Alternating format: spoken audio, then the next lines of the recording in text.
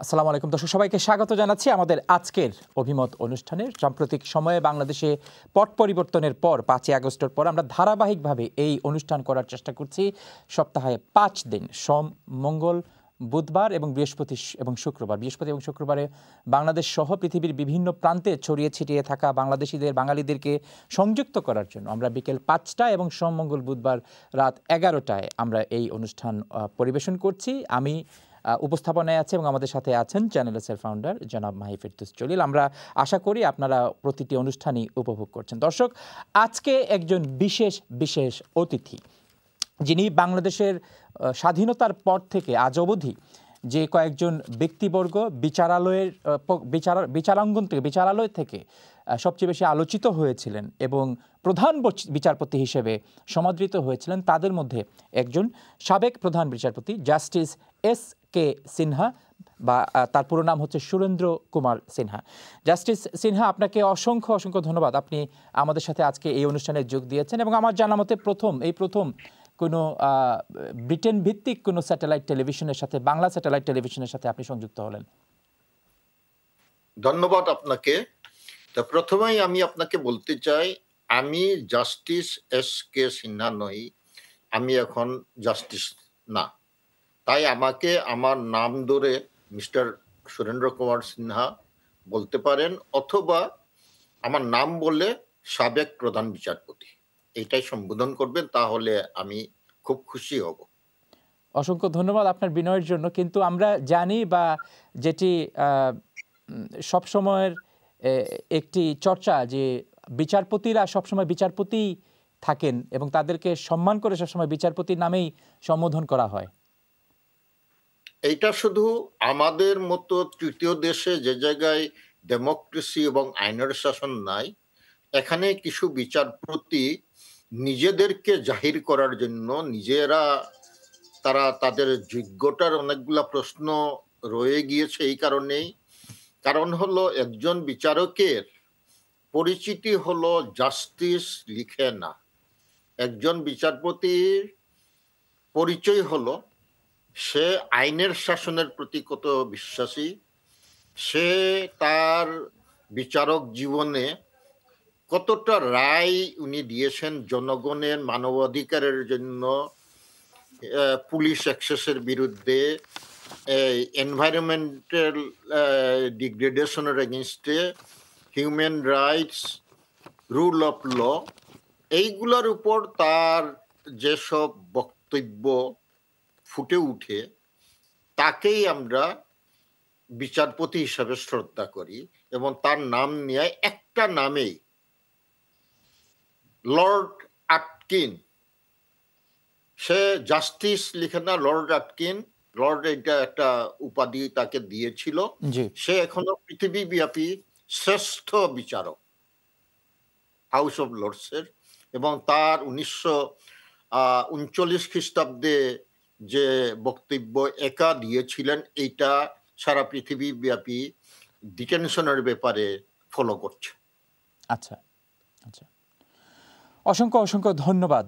আমাদের দর্শকদেরকে জাস্ট একটু স্মরণ করিয়ে দিতে চাই, সুরেন্দ্র কুমার সিনহা সাবেক প্রধান বিচারপতি বাংলাদেশ।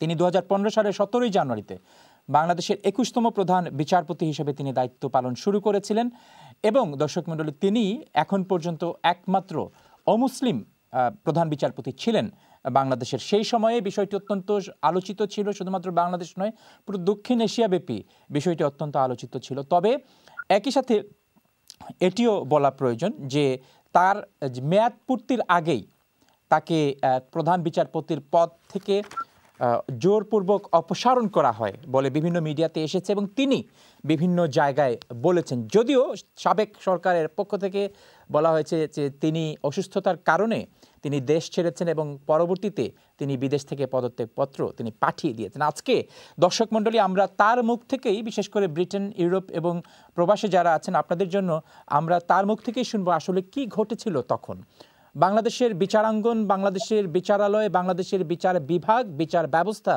নিয়ে কেন এত আলোচনা এবং কেন বিচার প্রার্থীরা বিচারালয় থেকে সুশাসন প্রত্যাশা খুব কম করেন। তার আমলে বেশ কয়েকটি রায় তিনি দিয়েছিলেন যেগুলি যেমন আলোচিত ছিল, এবং বিচারাঙ্গনকে তিনি ডিজিটালাইজেশনের জন্য ব্যাপক কার্যক্রমও তিনি হাতে নিয়েছিলেন, সেগুলিও বেশ প্রশংসিত হয়েছিল। তবে তার আগে জাস্টিস সিনহা, আমি আবারও জাস্টিস সিনহা বলি, আপনি বলেছেন আপনার কথা, আমরা আমাদের যে চর্চা আছে সেটি অব্যাহত রাখবো। আপনি বলেছেন, প্রথমে আপনি আমাদের দর্শকদেরকে বলুন আসলে আপনি কোথায় আছেন, কোন দেশে আছেন, আপনি কেমন আছেন? আমি এখন কানাডার টরন্টো শহরে স্কারবরো বলে একটা সিটি আছে, সেখানে আছি আমি, কানাডাতে। ওকে।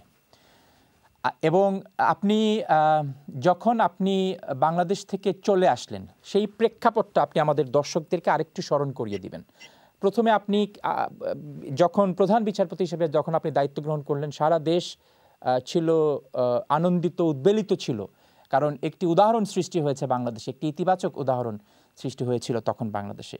কিন্তু আমরা ধীরে ধীরে দেখলাম যে বিভিন্ন অবস্থার পরিপ্রেক্ষিতে সেই সরকারের সাথে বিচার ব্যবস্থার সম্পর্ক কিংবা প্রধান বিচারপতির কার্যালয়ের সম্পর্ক ধীরে ধীরে দৃশ্যমান হয়ে উঠল যে সম্পর্কটি আর সুসম্পর্কে নয়। সেই প্রেক্ষিত আপনি আমাদের দর্শকদেরকে একটু স্মরণ করিয়ে দিবেন। আমি এইটা সম্ভবত একটু পরে বলি। এই যে আপনার যে প্রশ্ন করেছেন, এটার মধ্যেই কিছু বিচার বিভাগের কিছু অবক্ষয়, বিচার বিভাগ কেন মানুষের আস্থা হারাচ্ছে, এইগুলা নিয়ে আমি আলোকপাত করলেই আপনার উত্তর কিন্তু পেয়ে যাবে। আমি শুনতে চাই। প্রথমত হলো বাংলাদেশ জুডিশিয়ারিতে কি কি চ্যালেঞ্জ রয়েছে এইটা জানতে হবে জি। দেশবাসীকে, শুধু দেশবাসী না, আমাদের বাংলাভাষী পৃথিবীর বিভিন্ন প্রান্তে যারা আছেন তারা। এখানে একটা কথা উল্লেখ করতে চাই, আমার দেশে যেগুলা আইন প্রচলিত আইন, সে আইনগুলা কিন্তু ঊনবিংশ শতাব্দী অষ্টাদশ শতাব্দী এই সময়ের প্রণীত আইন, মানে কত পুরাতন ব্রিটিশরা প্রণয়ন করে দিয়েছেন, সেই তাদের কলোনিয়াল রুল শাসন করার জন্যই এই আইনগুলা কিন্তু এখনো রয়ে গিয়েছে। আর ব্রিটিশরা কিন্তু এই আইন কোনোটাই কোনো কোর্টে কোথাও প্রচলিত না, যার পরিপ্রেক্ষিতে সেই অবসলিট আইনগুলা এখন মডার্ন কম্পিউটারাইজ জগতে কোনো মতেই চলতে পারে না, অচল। এই ব্রিটিশ কলোনিয়াল ল গুলাতে কারণে এবং তাদের সিস্টেমগুলা যে দীর্ঘায়ু ছিল, এটার কারণও ছিল, তাদের উদ্দেশ্য ছিল আমাদের জনগণ যাতে তাদের অধিকার বলতে তাদের human rights, rule of law, property right, এইগুলার ব্যাপারে কিছুটা মানে একটু হয়, অজ্ঞ থাকে, যার পরিপ্রেক্ষিতে তারা দেশটাকে রুল করতে পারবে, ভারতকে। এই কারণেই এই দীর্ঘায়িত প্রসিডিওর থাকার ব্যাপারে কারণেই আমাদের নিম্ন আদালতে প্রায় 30 লক্ষের মতো মামলা, সেটা আমি যখন ছেড়ে আসি এখন হয়তো 35 লক্ষ মামলা হবে। হাইকোর্ট বিভাগেই মনে হয়েছিল প্রায় 3 লক্ষ, 3.5 লক্ষ, এখন হয়তো 5 লক্ষ হয়েছে। আপিল বিভাগে আমি যখন চলে আসি তখন একেবারেই সম্পূর্ণ প্রায় শেষ করে আসছিলাম, প্রায় 15-16 হাজার মামলা, এখন হয়তো লাখখানেক মামলা হবে আমার ধারণা। তো এই মামলাগুলার অনুপাতে আমাদের বিচারকের স্বল্পতা, বিচারক নেই বললেই চলে। পৃথিবীর যে কোনো উন্নত দেশ তো দূরের কথায়, ডেভেলপিং কান্ট্রিজের মধ্যে যেসব বিচারালয় আছে সেখানে আমাদের বিচারকের সংখ্যা প্রায় অর্ধেক, 1/3, 1/4 কোনো দেশে। এমনকি ইন্ডিয়া, পাকিস্তান, নেপাল এইসব কান্ট্রির তুলনায়ও আমরা অনেক পিছনে, যার পরিপ্রেক্ষিতে মামলার স্তূপ গড়ে উঠছে, দিনে দিনে মামলা হচ্ছে। এইটাতে এই একটা কারণ। আর আরেকটা কারণ হলো বিচারকদের ট্রেনিং এর ব্যবস্থা নেই। বিচারকরা যে প্রম্পট বিচার করবে সেটা নিম্ন আদালতের বিচারকদের জন্য ছোট্ট একটা কবুতর ঘরের মতো একটা বিল্ডিং করেছিল। সেখানে আইন কমিশন এবং জুডিশিয়াল সার্ভিস কমিশন নিয়ে ঢুকিয়ে দিয়েছে, যার পরিপ্রেক্ষিতে এটাতে কোনো ট্রেনিং ইনস্টিটিউট বলা যায় না। এরপরেও নিম্ন আদালতের বিচারকদের মধ্যে ট্রেনিং এর একটু ব্যবস্থা আছে, কিন্তু উচ্চ আদালতের বিচারকদের কোনো ট্রেনিং এর ব্যবস্থা নেই। এইটা পৃথিবীর বিভিন্ন দেশে, উন্নত দেশেও বিচারকদের ট্রেনিং এর ব্যবস্থা আছে, নতুন নতুন আইন আছে, নতুন নতুন আইন পার্লামেন্ট করে। এই আইনটার উদ্দেশ্য কি এইগুলা যেমন মানবাধিকারের জন্য যদি হয়, মানবাধিকার কর্মী এসে তারা বক্তৃতা দেবে, বিভিন্ন ইতিহাসের হলে ইতিহাসবিদ এসে দেবে, রুল অফ ল হলে ইউনিভার্সিটির টিচার্সরা এসে বক্তৃতা দেবে। এই ধরনের judicial academy, judicial training institute পৃথিবীর বিভিন্ন দেশে আছে। এর মধ্যে আমি বেশি দূরে যাব না, নেপালে প্রায় 40 একর জমির উপর একটা জুডিশিয়াল একাডেমি আছে। ভারতে প্রত্যেক রাজ্যে তাদের জুডিশিয়াল একাডেমি আছে। এরপরে কেন্দ্রীয়ভাবে ভোপালে একটা জুডিশিয়াল একাডেমি একটা আছে, সেটা এটা না দেখলে আপনারা কল্পনা করতে পারবেন না। এবং এতে শ্রীলঙ্কাতে আছে, পাকিস্তানে আছে, ইভেন জম্মু কাশ্মীরে 30 একরের উপর জায়গা নিয়ে একটা জুডিশিয়াল ট্রেনিং ইনস্টিটিউট আছে। আমি প্রধানমন্ত্রী শেখ হাসিনাকে, তৎকালীন প্রধানমন্ত্রী, বললাম যে আমাকে একটা জায়গা দেন, এই জুডিশিয়াল একাডেমি করব। উনি বললেন যে দেশে তো জায়গা নেই। আমি বললাম যে আপনি ঢাকায় আমাকে দেবেন না, আপনি কেরানীগঞ্জে দেন, সেন্ট্রাল জেল নতুন যে জায়গায় হয়েছে সেখানে দেন, অথবা সাভারে দেন। হ্যাঁ, সেটা বিবেচনা করতে পারি। আমি বললাম আমাকে মিনিমাম 30 একর জায়গা দেবেন। 30 একর! উনি যেমন চোখ লাল করে, 30 একর জায়গা, মানে বিচারকদের ট্রেনিং, উনি বলছেন 30 একর জায়গা এটা।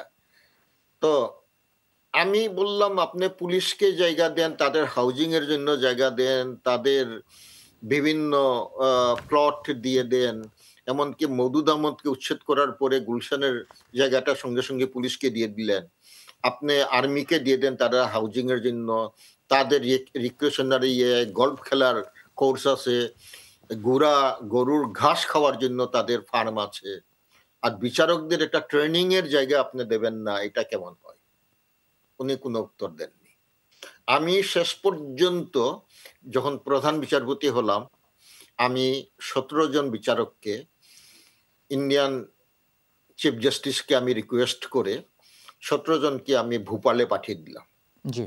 তারা ভোপালে গিয়ে তাদের ট্রেনিং এইগুলা, আমার বিচারক 17 জন এমনভাবে মুগ্ধ হয়ে গেলেন, তারা এসে বললেন যে এটা তো আমাদের দেশে কল্পনা করাই যায় না, এই ধরনের ব্যবস্থা। আমি বললাম যে তোমরা স্টেট ইনস্টিটিউট গুলা গেলেও তোমরা একই ফ্যাসিলিটিস পাওয়া। এই ট্রেনিং ইনস্টিটিউট ছাড়া বিচারকদের এখন সরকার, বর্তমান সরকার বলছে বিচারক নিয়োগ করবে, এটা আমাদের যেটা অলিখিত বিধান। 75% হলো আইনজীবী, 25% লোয়ার জুডিশিয়ারি থেকে নিয়োগ দেওয়া হয়। লোয়ার জুডিশিয়ারির যেগুলা আছে তারা মোটামুটি রায়টাই লিখে অভ্যস্ত, কিন্তু হায়ার কোর্টের প্র্যাকটিস এন্ড প্রসিডিওরের ব্যাপারে তারা অনভিজ্ঞ। কিন্তু আইনজীবী যারা, তারা তো বিজ্ঞ আইনজীবী, অনেক ভালো লয়ার হতে পারবে হয়, কিন্তু একটা রায় তাদেরকে লিখতে 2-3 বছর লেগে যায়। আমি নিজের অভিজ্ঞতায় আমি বলছি, আমি যখন প্রথম আমার ট্রেনিং পিরিয়ডে মোহাম্মদ রুহুল আমিন সাবেক প্রধান বিচারপতি ছিলেন, আমি এমনি আইনের ব্যাপারে একেবারেই নখদর্পণে ছিল আমার আইন। তো উনি শুধু রায় একটার পর রায় দিয়ে যাচ্ছেন, আমি মানে খুশখুশ এর পরে যে উনি আমাকে রায় লিখতে দিচ্ছেন না। এটা 15-20 দিন বা মাসখানেক পরে। সাধারণ একটা মামলা, সাধারণ একটা রিট ছিল। তো আমি বললাম, স্যার আমাকে যদি একটা রায় লেখার দেন। হ্যাঁ, হ্যাঁ, আপনি লিখতে চাইলে লেখেন। দেখেন ওইটা দেখেন, আপনি মন দিয়ে আপনি শুনবেন, করেন। এরপরে আমি যখন ডিকটেশন আরম্ভ করলাম, তখন দেখা যায় যে আমার এক সেন্টেন্সের পরে সেকেন্ড সেন্টেন্স বাইর হচ্ছে না। থেমে, থেমে, থেমে, থেমে। এটার এই কারণ যে কি? রায় ওপেন কোর্টে ডিকটেশন, তো এইগুলো আমাদের প্র্যাকটিস ছিল না। আচ্ছা। তো এইগুলা হলো ট্রেনিং, এই প্রসিডিউর গুলা নিম্ন আদালতের বিচারকদের এইগুলা মিনিমাম একজন নতুন বিচারক 6 মাসের ট্রেনিং দরকার। 6 মাস, প্রয়োজন বুঝে আমি বলবো বছর খানিক ট্রেনিং দরকার। না হলে তারা কোনো মতেই কোনো রায় কিরকম করতে হয়, এখানে সিভিল, ক্রিমিনাল, রিট, রেভিনিউ, অনেক ধরনের মামলা থাকে। জি। অনেক ধরনের, কেউ প্রত্যেকটা ফিল্ডে কাজ করে না, প্রত্যেকটা ফিল্ডে স্পেশালাইজ না। তাদেরকে এইগুলা শিখতে হয়, জানতে হয়, এক্সপিরিয়েন্স গেদার করতে হয়। তো এইগুলা করতে হলে তাদের ট্রেনিং লাগবে। এইটা নাই। এই ট্রেনিং ছাড়া কোনো মতেই বিচারক আপনি বিচারকদের কাছ থেকে, উচ্চ আদালতের বিচারকদের কাছ থেকে প্রত্যাশা করতে পারবেন না আইনের শাসন কায়েম করার জন্য। আরেকটা হলো আমাদের এই আইন অনুযায়ী যেমন ট্রায়াল কোর্টের বিচার ব্যবস্থা যে 30 লক্ষ বা 35 লক্ষ বললাম, এই আইনগুলা কিন্তু আমরা মানদাতা আমলের যে বিধান, যে একজন সাক্ষ্য দিচ্ছে, বিচারক কিন্তু কলমে লিখছে। কলমে লিখে স্লোলি, একজন কলমে লিখবে, এর মধ্যেই কমিউনিকেশনের মধ্যে গ্যাপ হতে পারে। আইনজীবী প্রশ্ন করলো, উনি উত্তর দিলেন কি, এই যে বিচারক তার মুখের কথা শুনতে কি প্রশ্ন করলো তো খেয়াল করতে নাও পারতে পারে, ভুল হতে পারে। অথবা আমাদের বিভিন্ন ডাইলেক্ট আছে, যেমন বাংলাদেশে নোয়াখালীর ডাইলেক্ট, চিটগং এর ডাইলেক্ট, সিলেট ডাইলেক্ট, বিভিন্ন আছে। তো আপনি যখন একজন ঢাকার বিচারক যখন চিটগং বা নোয়াখালীতে যাবেন, তখন কিন্তু ওই লোকাল ভাষাগুলো সে লোকাল ভাষাই বলবে। এইটা কিন্তু সে বুঝতে পারবে না, তাকে কিন্তু গড় করে লিখে নিতে হবে। তো এই প্রতিবন্ধকতা, এইগুলা দূর করতে হলে আমাদের ডিজিটালাইজেশন দরকার, বিচার বিভাগকে ডিজিটালাইজড করা। এই ডিজিটালাইজড ব্যবস্থা একেবারেই নেই। আমি প্রধান বিচারপতি হওয়ার পরে, আপনি একটু আগেও বলেছেন ডিজিটালাইজেশনের জন্য, আমি প্রথম প্রধান বিচারপতি যে ডিজিটালাইজেশনের জন্য কথা বলেছি এবং অনেক চেষ্টা করে প্রথম ডিজিটালাইজেশনের জন্য সিলেট কোর্টটাকে, এখন আছে কিনা জানি না, সিলেটে কিন্তু আমি ডিজিটালাইজেশন চালু করে আসছিলাম, এটা হচ্ছিল। এবং সেখানে আমি যেটা করলাম, একজন বিচারক 4 জন বিচারকের কাজ মানে আগে করতে পারে। অর্থাৎ এভিডেন্স গুলো অটোমেটিক্যালি রেকর্ড হয়ে যায়। একটা সাক্ষী বা একটা মামলা সাক্ষী নিষ্পত্তি করতে 1 ঘন্টা 1.5 ঘন্টার মধ্যে শেষ করতে পারে, যে জায়গায় ওখানে দিনের পর দিন গড়ে যেত। আচ্ছা। এই ডিজিটালাইজেশনের ফান্ডের দরকার, কম্পিউটার দরকার। সরকার মুখে বলে আইনের শাসন, কিন্তু সরকার কোনো টাকা দেয় না। আচ্ছা, এই চমৎকার একটি কথা বলেছেন যে সরকার মুখে বলে আইনের শাসন, আসলে কিন্তু যখন আইনের শাসনের বাস্তবতা কিংবা এক্সিকিউশনের প্রসেস আসে, তখন সরকার যে অর্থ ছাড়ের প্রশ্ন আসে বা মডার্নাইজেশনের যে প্রশ্ন আসে, সেই বিষয়ে সরকারের কোনো ইচ্ছা থাকে না। এখন আপনি একটি শব্দ উচ্চারণ বলেছেন যে আইনের শাসন। একজন সাধারণ মানুষের কাছে আসলে এই আইনের শাসনের সংজ্ঞাটা কি হওয়া উচিত? কি প্রত্যাশা করবেন একজন সাধারণ মানুষ? আইনের শাসনই বা কি আসলে? আইনের শাসন জিনিসটা হলো একেবারে সোজা। এখানে আইনের শাসন বলতে শুধু বিচারকরা আইনের শাসন করবে সেটা না। আপনি সরকার প্রধান শেখ হাসিনা ছিলেন, উনি একদিন, আমি নিজেই শুনেছিলাম, তার বাসার একজন পিয়ন 400 কোটি টাকার মালিক। অর্থাৎ উনি এলাও করেছেন। ওনার একজন পিয়ন যদি 400 কোটি টাকার মালিক হয়, মানে চেকস এন্ড ব্যালেন্স তার ওখানে ছিল না। যে আসতো প্রধানমন্ত্রীকে ডাইরেক্টলি করতো না, ওই পিয়নকে দিয়ে ঘুষ দিয়ে ওই পিয়ন তাকে তবদিল করতেন এবং এটা হয়ে যেত। জি এখানে আইনের শাসন মানা হচ্ছে না। একজন এই যে বাংলাদেশে এতগুলা লোক প্রত্যেক দিন রাস্তায় অ্যাক্সিডেন্টে মারা যায়, এই ইয়েতে বর্ষাকালে দেখবেন নৌকা ডুবিতে শত শত লোক মারা যায়, ট্রলার ডুবি হয়ে যায়। এইগুলা হলো সব আইনের শাসন। ট্রলার গুলা এদের ক্যাপাসিটি হতো 50 জন, আর এরা হলো এই ট্রলার গুলাকে করে কি, তারা একটা লাইসেন্স নেই 50 টাকা দিয়ে, কিন্তু তারা ওখানে 150 জনের সিট বাড়িয়ে একটা করে দেয়, যার পরিপ্রেক্ষিতে এটার ব্যালেন্স, ইলেকট্রিসিটি সবগুলাই নষ্ট হয়ে যায়।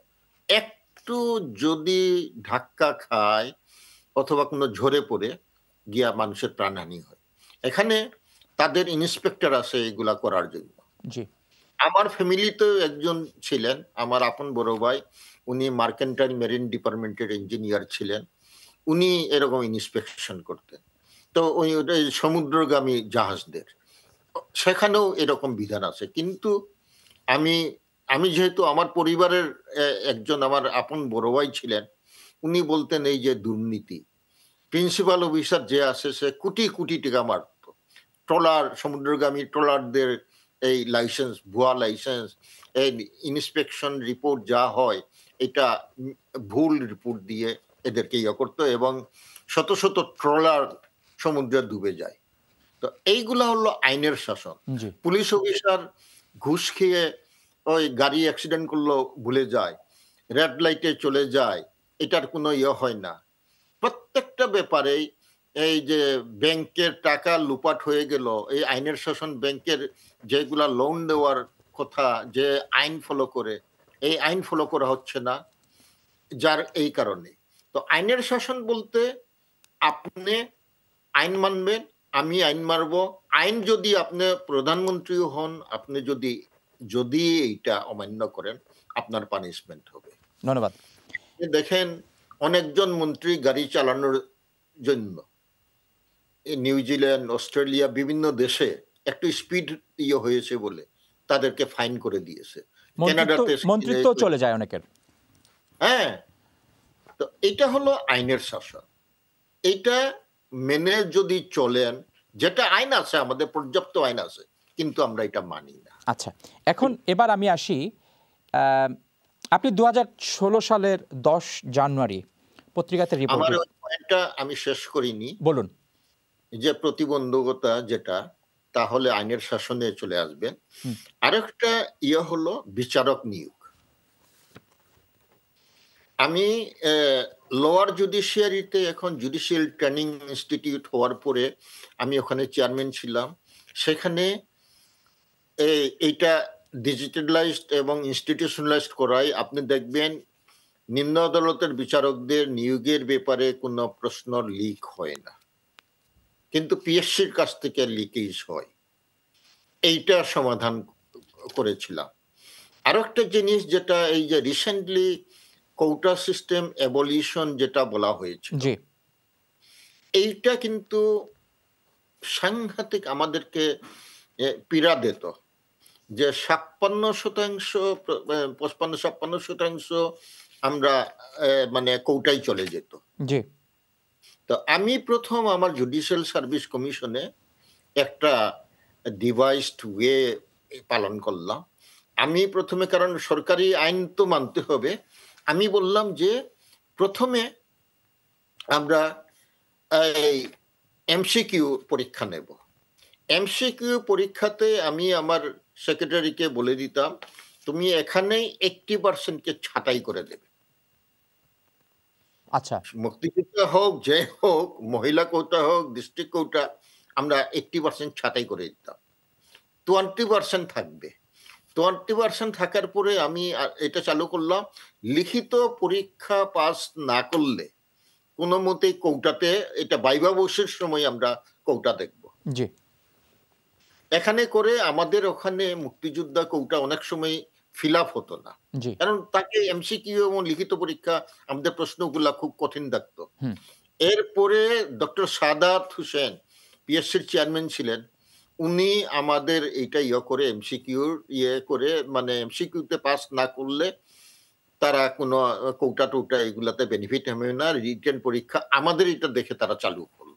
আচ্ছা ওকে এই পরীক্ষা এটা হলো নিম্ন আদালতের বিচারকদের স্ক্রুটিনি ভালোই হয়, কিন্তু উচ্চ আদালতে বিচারকদের যেটা হয় পলিটিক্যাল অ্যাপয়েন্টমেন্ট, এইটা একটা গুরুতর সমস্যা। এটা সবগুলাই হলো আইনের শাসনের প্রশ্ন। পলিটিক্যাল অ্যাপয়েন্টমেন্টের কথা বলেছেন, আমি ধাপে ধাপে আসব। এবার আমরা আসি যেই কারণে মানুষ আনন্দিত ছিল, উদ্বেলিত ছিল, এবং যেই কারণে আপনাকে যখন অপসারণ করা হলো তখন যে কারণে এই বিষয়টি আলোচনায় এসছে। আপনি 2016 সালের 10ই জানুয়ারি সুপ্রিম কোর্টের একটি বইমেলা উদ্বোধন করতে আপনি বলেছিলেন যে সাবেক সরকারের সাথে নির্বাহী বিভাগ এবং বিচার বিভাগ থেকে ক্ষমতা কেড়ে নিতে চাচ্ছে। আপনি বলেছেন, তো কি প্রেক্ষাপট ছিল আসলে?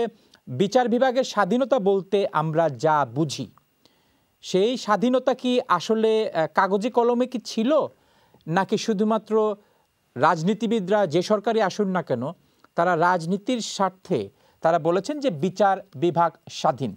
এটি হচ্ছে প্রথম প্রশ্ন। এবং আপনি ওই বক্তব্য দ্বারা আসলে কি বোঝাতে চেয়েছিলেন যে সরকার বা নির্বাহী বিভাগ বিচার বিভাগ থেকে ক্ষমতা নিয়ে যেতে চাচ্ছে? ধন্যবাদ, আপনার মেমোরি খুব শার্প দেখা যায়। আমার ঠিক মনে ছিল না আমি এই কথা বলেছিলাম বলে আমাকে আপনি মনে করিয়ে দিলেন। বিচার বিভাগ আদৌ স্বাধীন না। যদি কেউ বলে থাকে মিথ্যা কথা বলছে। আমি তো হাইয়েস্ট পজিশন থেকে আমি চলে আসছি। কারণ হলো বিচার বিভাগের, আমি তখনকার দিনের প্রধানমন্ত্রী শেখ হাসিনাকে প্রশ্ন করেছিলাম জি যে আপনি বিচার বিভাগকে নিয়ন্ত্রণ এই এক্সিকিউটিভের হাতে নিয়ে নিলেন আর রেখে দিলেন, এইটা আপনি ছেড়ে দেন, আমাদের মাজদার হোসেনের একটা রায় আছে, জি এই রায় অনুযায়ী এটার 80% ইমপ্লিমেন্টেশন হয়ে গিয়েছিল, কিন্তু একটা মূল জিনিস যেটা বিচারকদের নিয়ন্ত্রণ, তাদের শাস্তি বিধান, পদায়ন, ট্রান্সফার,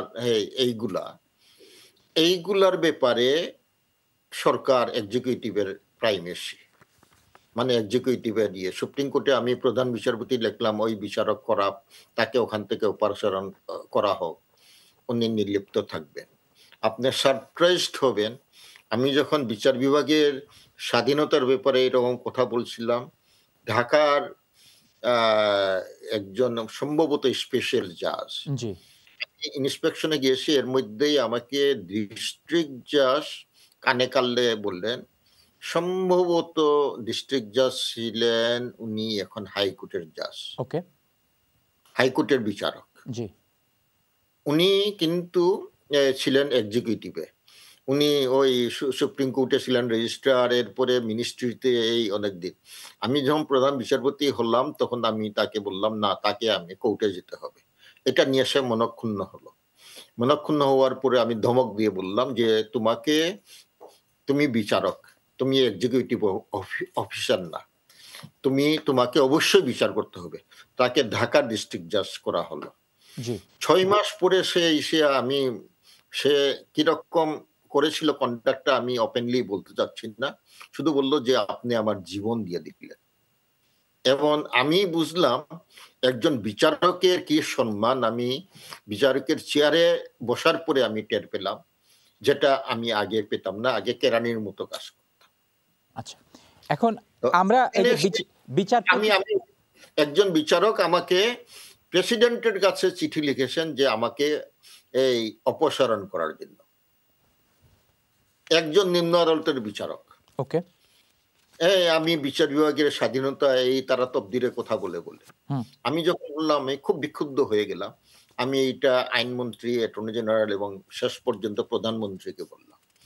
প্রধানমন্ত্রী যখন কোনো কান দিচ্ছেন না, আমি বললাম যে দেখেন, আপনি এই পার্লামেন্ট থেকে বা আপনার অফিস থেকে ফিরছেন, সেখানে আপনার বাসার পিয়ন একটা পার উপর একটা পা দিয়ে বসে আছে, সে আপনাকে সালামও দিচ্ছে না, উঠছেও না, আপনার কি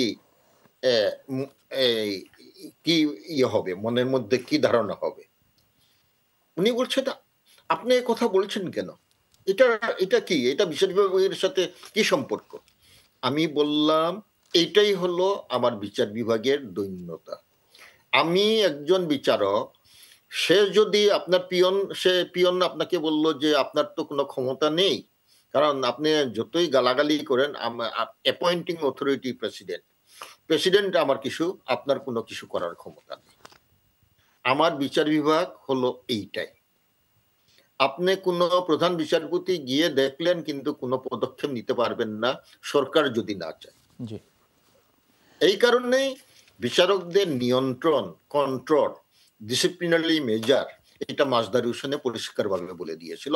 এইটা ইমপ্লিমেন্টেশনের জন্য ওই যে 2016 বললে, 2016-তে আমি 2016 সালের 10 জানুয়ারি, হ্যাঁ সেটাই বলছি, সেখানে কারণটা হলো আমি দায়িত্ব নেওয়ার পরেই দেখলাম যে ঢাকার যতগুলো বিচারক, এরা সবাই প্রায় কম বেশি তবদিলের উপর, মিনিস্ট্রির তবদিলের উপর, টেলিফোনের উপর দাগি দাগি আসামিদেরকে জামিন দেয়, প্রপার্টি কোটি কোটি টাকার গুলশান বনানীর বাড়িগুলা ডিক্রি দিয়ে দেয় শুধু মিনিস্ট্রির তবদিলের উপর। এইটা যখন হলাম এই অফিসারদের সরাতে হবে, যেই আমি সরানোর কথা বললাম এই সংঘাত আরম্ভ হয়ে গেল সরকারের সাথে। এরপরেই আমি যখন কিছুই করতে পারলাম না, মাজদার হোসেনের মামলাতে সরকারের বিরুদ্ধে একটা কন্টেম্পট প্রসিডিং ছিল, এটা ইমপ্লিমেন্ট করার জন্য। এটা কিন্তু আমার আগের 4 জন প্রধান বিচারপতি তারা কোনো পদক্ষেপ নেন নাই। আমি সেটা লিস্টে নিয়ে আসলাম, লিস্টে নিয়ে বললাম সরকারকে, ডাইরেকশন দিলাম যে তোমরা রুলস ফ্রেম করো মাজদার হোসেনের রায়ের আলোকে, অর্থাৎ superintendence and control and disciplinary measures, the primacy should be upon the supreme court. আমাদেরকে ছোট্ট একটি বিরতিতে যেতে হবে বিচারপতি সিনহা, এবং আমরা বিরতির পর আপনার কাছ থেকে আরো কিছু গুরুত্বপূর্ণ তথ্য, আপনি বিচারাঙ্গনের সম্পর্কে অনেক গুরুত্বপূর্ণ তথ্য দিচ্ছেন, বিশেষ করে সুশাসনের বিষয়ে, বিচারাঙ্গনের ভূমিকা, প্রধান বিচারপতির ভূমিকা, নির্বাহী বিভাগের ভূমিকা, এবং কোন কোন ক্ষেত্রে নির্বাহী বিভাগ এবং বিচার বিভাগ মুখোমুখি অবস্থানে দাঁড়িয়েছিল আপনার বিভিন্ন পদক্ষেপের পরিপ্রেক্ষিতে, সেই বিষয়ে আপনি আলোকপাত করেছেন। তবে বিরতির পর আমরা আরও কিছু গুরুত্বপূর্ণ বিষয় নিয়ে আপনার সাথে কথা বলবো। দর্শক মণ্ডলী, সেই পর্যন্ত আমাদের সঙ্গেই থাকবেন। সবাইকে ধন্যবাদ।